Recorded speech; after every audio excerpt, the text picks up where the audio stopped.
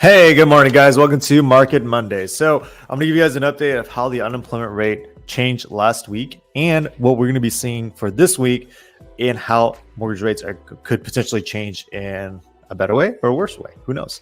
So, before I get right into it, I'm going to do a quick dad joke.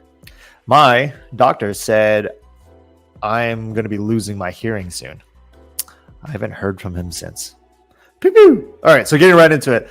Last week, we had the unemployment rate and a bunch of information about the jobs market come out, like JOLTS, BLS, things like that. Now, for the most part, all those reports did say that our labor market is cooling off. But one thing that came out on Friday, and with all these reports that came out, mostly mortgage rates improved. However, one of the things that came out on Friday was the unemployment rate. Now, the unemployment rate showed it went from 4.3 to 4.2. Now, we're gonna dive into that number a little bit more, but the main thing is that overall mortgage rates did improve last week from the week before, so which is a good sign. I'm really excited about how where the numbers are at now. It means I'm gonna be in business for a little bit longer at least. However, the main thing about the unemployment rate that I really want to talk about is first the part-time versus full-time. So we lost about 438,000 full-time jobs and gained a little bit more than that in part-time jobs. So now it's harder getting full-time jobs, but more part-time jobs are being taken. Now, what's the reason for that? Well, the thing about full-time jobs versus part-time jobs is that when you're a full-time worker, you have to get your pay and your benefits. As a part-time worker, you don't have to get your benefits and you get part-time pay even if you work close to full-time hours. So that's one of the things that makes part-time a little more attractive for employers, is that they don't have to pay for benefits when they're part-time workers. So that's probably why a lot of people got part-time gigs over the last month. And one of the things that came to light last week is that more and more people are staying unemployed. When they go unemployed, their continuous claims to being unemployed is ongoing. So that's one of the things to note about the labor market and the job force. It's really important to know that.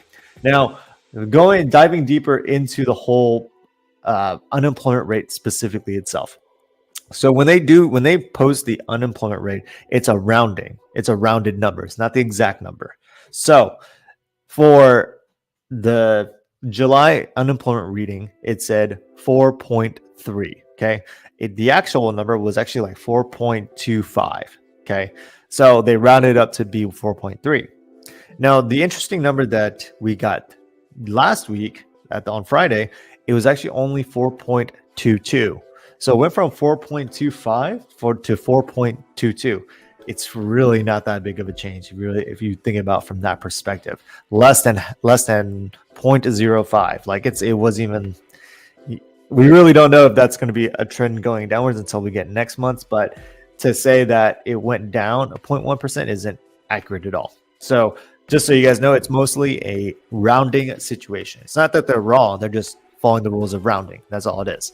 So that's one of the interesting things about the unemployment rate itself. It didn't really change all that much.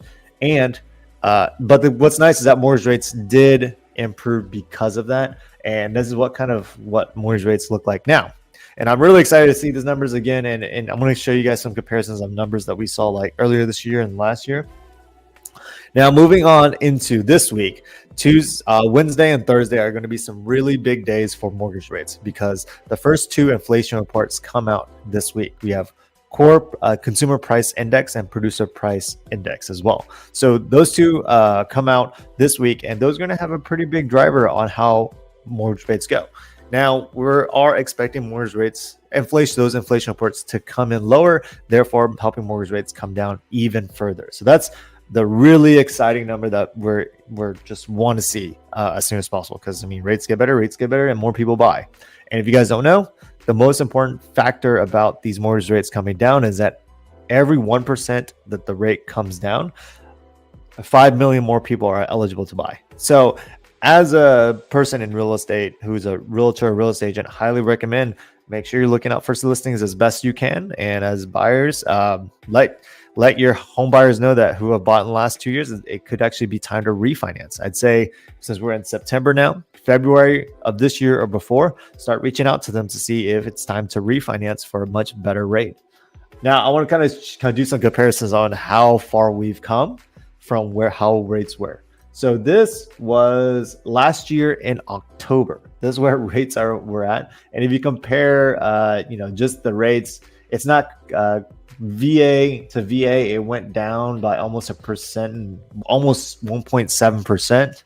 FHA, it's down more than 2%. And same with 30-year fixed on conventional. So we're trending in the right direction that we had expected to. This is some really great numbers to be able to see in perspective of how rates have changed. Here's another example of how much rates have changed. This is kind of across the board here. Basically 0.5% since December. So a lot of these are just really great numbers to see. It's really exciting to see. Guess I'll be in the business for a little while longer, but we are trending in the right direction, and hopefully in a direction where it's a little more stable where rates are at, and hopefully home prices stabilize as well. Otherwise, that's about all I got for you guys today. Hope you guys have a great week, and